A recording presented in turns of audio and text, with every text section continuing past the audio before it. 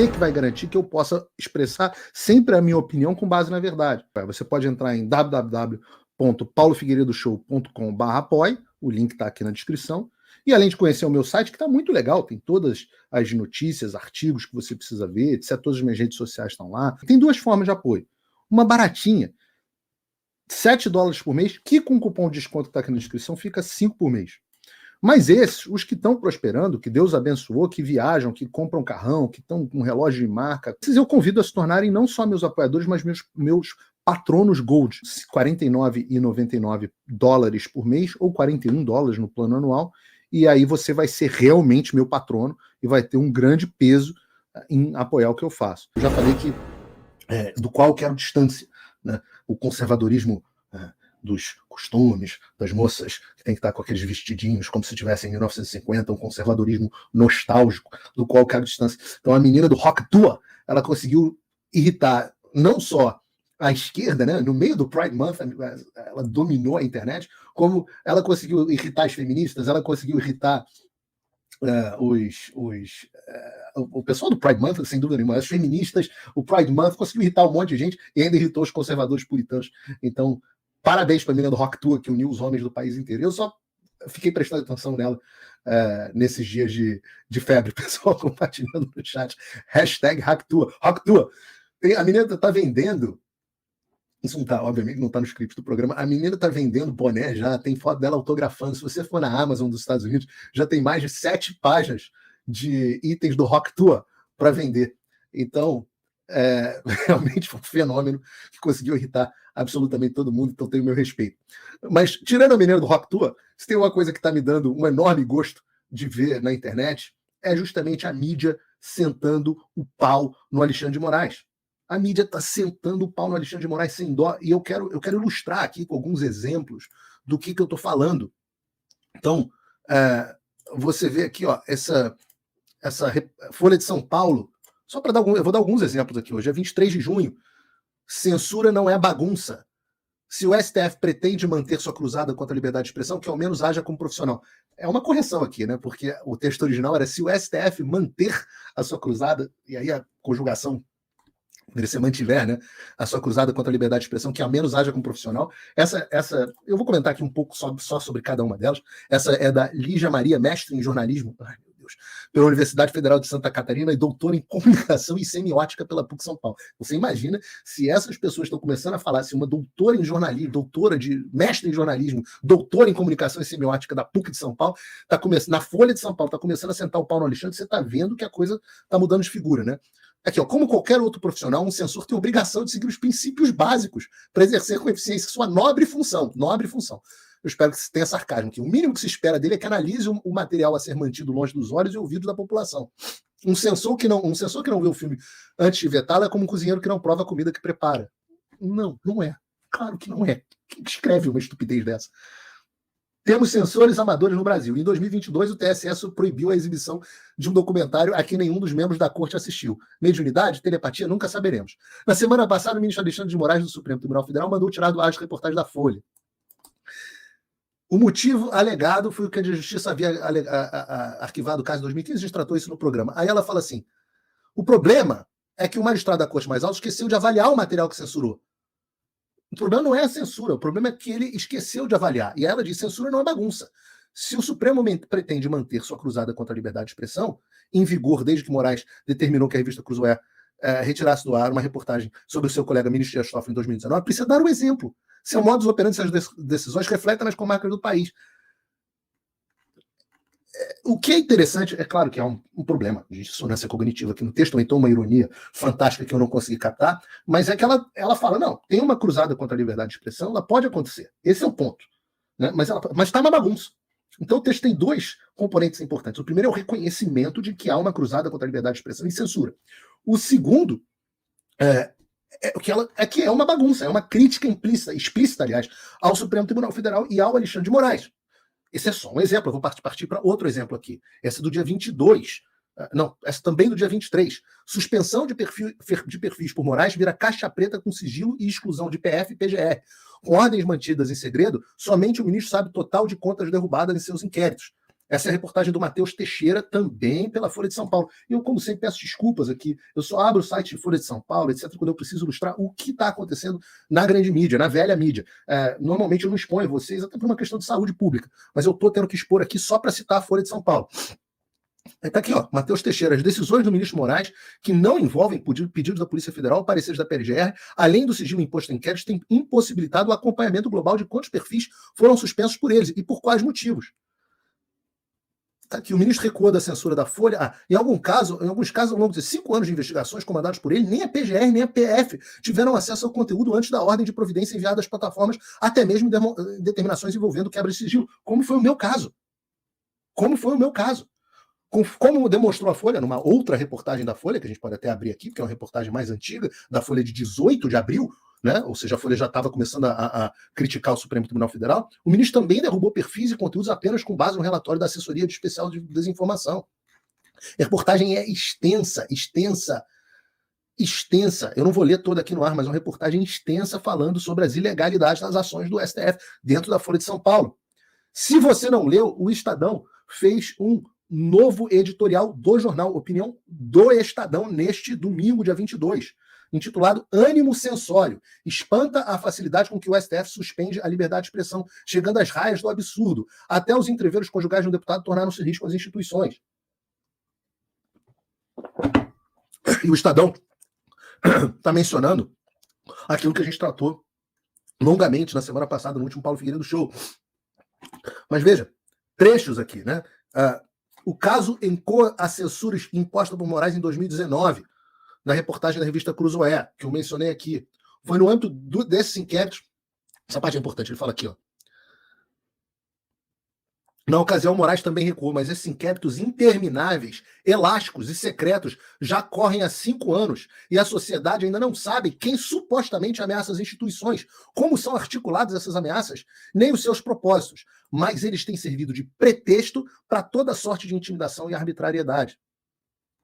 E aí o editorial segue aqui, fala, para piorar, a censura não era só descabida, mas o STF não tinha competência para determiná-la. Na raiz de mais essa arbitrariedade está a confusão espúria entre as autoridades e as instituições que representam. Pessoas que supostamente ofendem juízes ou políticos agora são investigadas por ataque às instituições ou até por crimes que nem sequer existem, como desinformação e discurso de ódio. Mesmo a censura de conteúdos caluniosos é excepcionalíssima e exige a certeza além de qualquer dúvida razoável. Como diz o bordão, para quem tem um martelo, tudo é prego. Para quem se autoatribui jurisdição universal de defesa da democracia e da verdade, qualquer coisa que pode virar, abre aspas, subversão da ordem, ou abre aspas, quebra da normalidade institucional, até briga de marido e mulher. Isso é mais um exemplo. Vou a mais um. Essa coluna do Fernando Schuller, na Veja, As Lições de Voltaire. Nosso rastro de pequenos e grandes abusos já vai longe. Essa é dia 22. Repare aqui, eu estou pegando 2 dias, 22 e 23, para citar a avalanche de críticas que se proliferaram ao Alexandre de Moraes na velha mídia. Esse aqui é muito interessante, porque começa com essa conversa do Fernando Schuller com uma amiga jornalista sobre o caso do Felipe Martins, e obviamente que isso é extremamente curioso, porque muita gente entendeu que isso era uma forma de confirmar os prints, que não se sabe se são verídicos, da Juliana Dalpiva, onde ela falava justamente sobre esse assunto, né? Porque ele diz aqui, comentei com uma amiga jornalista que escreveu sobre o caso do Felipe Martins. Ela foi rápida. Não faz isso, disse ela com jeito querido. E aí o texto, ela chama, cada um mandando um querido, é um queridismo enorme de um para os outros. Por quê? Perguntei já na TV na resposta. Porque esse treco de prisões de censura, prisões e censura, abre aspas, da direita não tem jeito. É como aquela traição sobre a qual o casal não fala. Tem muita coisa errada, mas é melhor empurrar por debaixo do tapete. O que, de fato, se a jornalista falou isso, é uma coisa horrorosa, porque é um péssimo conselho, inclusive do ponto de vista conjugal, né? E tem alguém perguntando no chat se a Veja ainda existe. Existe, pior é que existe. Ele fala assim, achei criativo, é isso mesmo, mas resolvi escrever. Talvez eu seja meio implicante. Há muita semelhança entre isso e o suposto diálogo que não sabemos se é verídico, que vazou, sobre o qual eu não comentei. Sobre o que eu posso comentar é sobre, não só essa é uma crítica na velha mídia ao Alexandre, Mas ela é também uma exposição na velha mídia de uma cultura, que é a mesma cultura da qual trata os diálogos vazados, onde os jornalistas sabem que existe algo de errado acontecendo, eles simplesmente jogam para debaixo do tapete porque sabem que é importante censurar a direita. E eu digo a vocês há muito tempo que este é o entendimento vigente da esquerda. Eu não encontro mais ninguém dentro da esquerda que justifique, com base no império das leis, o que o Alexandre de Moraes vem fazendo, não só com o Felipe Martins, mas contra todos nós. O que eles dizem é: isso é necessário para combater um mal maior, que é a ameaça à democracia do bolsonarismo. E é nessa linha de defesa, que eu não vou passar aqui, porque já foi inclusive passado no show da manhã, que o vídeo, a entrevista, que o ministro Barroso, que adora dar entrevista, adora falar sempre, como diz o Marco Antônio, não pode ver o microfone que ele já quer cair de boca, ele está falando a respeito disso, quando ele diz: nós passamos por uma prova de fogo contra a democracia, foi uma coisa muito difícil que nós passamos. Mas repara, a fala dele está no pretérito. Não estamos mais passando, nós passamos no pretérito. A coluna do Fernando Schuller, ela é um primor, absolutamente incrível. Ela fala sobre o Voltaire, e eu preferia sobre como Voltaire defendia o império das leis até para os adversários. Eu recomendo a leitura. Mas aqui, ó, ela chama que o nosso rastro de pequenos abusos já vai longe. Voltaire talvez tenha sido grande mestre, as suas histórias sempre me cativaram. Uma delas é Jean Calaz, o comerciante de Toulouse, queimado na fogueira em 1762, acusado de matar o filho por motivos de religião. Voltaire agarrou aquele caso com as unhas. Escreveu, apelou a Paris, aos tribunais e ao rei. E virou o jogo. Há discussões a respeito dos motivos do Voltaire, mas tudo bem. A outra história ainda mais reveladora, sua defesa do jovem Jean-François de Labarre, acusado de profanar um crucifixo e debochar da religião. Labarre era um tipo de iconoclasta que se recusou a retirar o chapéu numa procissão. E isso era coisa pesada na época. Possivelmente foi bem mais do que pintar uma estátua com batom lá em Brasília. Ele está falando de uma das presas de Brasília. Labarre terminou na fogueira como Calaz. Foi o último francês queimado por blasfêmia. A coluna é muito boa. É muito boa. Ele diz assim: o que temos no país... O que temos é um país que vai se acostumando, empurrando certas histórias para baixo de um imenso tapete. Até quando? Não faço a menor ideia. E eu recomendo a leitura inteira da coluna, eu compartilhei no meu X. O que é interessante de todas essas coisas, num universo de 2 dias, é que isso era impensável há poucos meses. É quase que um linchamento das decisões do Alexandre em poucos dias. E se você pensasse, isso era completamente ausente da mídia do ano passado, quando o grosso disso estava acontecendo. O que nos traz, certamente, a pergunta: o que mudou? Por que isso está acontecendo agora? Será que o Fernando... Por que o Fernando Schuller resolveu fazer essa coluna agora? Será que as pessoas finalmente acordaram? Por que a Folha está falando disso agora? Não teve nenhuma mudança, isso sequer é uma notícia. O fato de que os bloqueios que aconteceram, a maioria desses bloqueios, e a reportagem da Folha diz isso, aconteceram em 2022 ou 2023. Os advogados já vinham reclamando que não tinham acesso aos autos. Será que todo mundo acordou? Será que bateu uma consciência? Será que é um grande awakening, né, do jornalismo brasileiro? Eu aposto que não. Então, no que eu aposto? Eu aposto que o Alexandre se tornou inútil e pesado demais para o sistema. Eu digo inútil porque, se você parar para pensar, a função primordial já foi atingida. Qual era a função primordial? Tirar o Bolsonaro da presidência. Qual era a função secundária? Criar um chilling effect. O que é o chilling effect? Né? O chilling vem de congelamento, de frio, de congelamento, das pessoas pararem, ficarem estáticas, com medo. Um chilling effect é um efeito de medo que você gera nos demais quando se faz alguma coisa com um, né, e ele serve como exemplo para os demais ficarem todos quietos.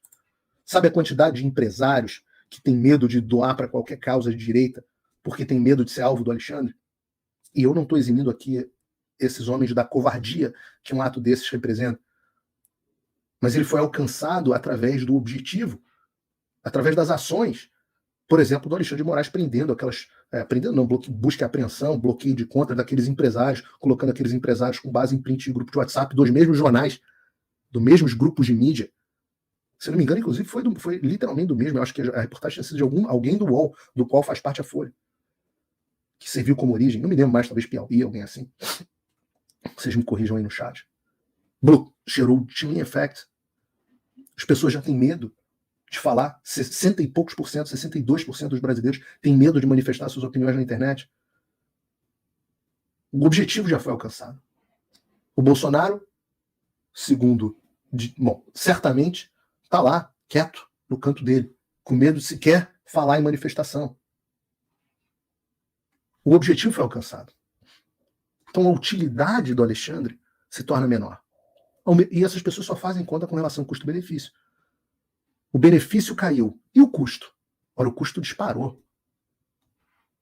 É pressão de Elon Musk, é pressão de Congresso, é pressão é ameaça de embargo, é cada vez mais veículos falando, é cada vez mais Brasil se tornando um pária. O sistema percebeu que a relação custo-benefício do Alexandre se tornou negativa. E eu diria, sem medo de errar, que o sistema, percebendo essa relação, está considerando seriamente a possibilidade de descartar o Alexandre. Considerando a possibilidade. O que tem a ver com a forma... Esse é o padrão das revoluções, né? O processo revolucionário termina com os revolucionários guilhotinados. E eu diria, eu fiquei sabendo, né, que tem coisa pesada para sair sobre o Alexandre na Folha, com investigação, print, etc, etc.